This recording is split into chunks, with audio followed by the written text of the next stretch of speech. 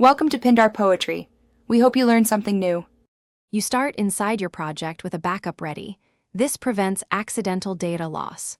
Open the Manage tab and click Project Units to view current settings because Revit stores units at the project level. Select Length from the list so you're focused on the measurement type to change. Once the length row is selected, choose the Format button to access unit options. Make sure you're switching the unit system for the correct discipline. Architectural versus structural can differ, so you change inches correctly.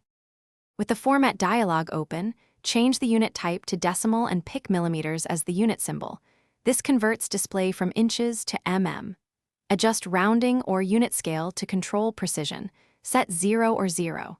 0 for full integer or 1 decimal precision depending on tolerance. Confirm whether to use project units or discipline-specific settings and click OK to apply.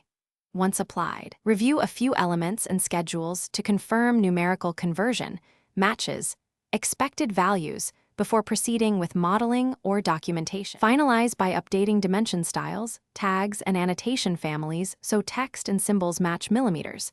This keeps documentation consistent. Use temporary dimensions to spot check a handful of elements and confirm physical sizes are correct.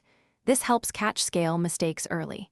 If values look incorrect, check for type-based unit settings, view-level overrides, or linked models still in inches.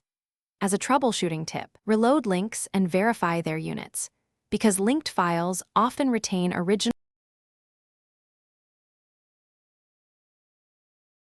Thanks for watching. Consider subscribing if we helped you.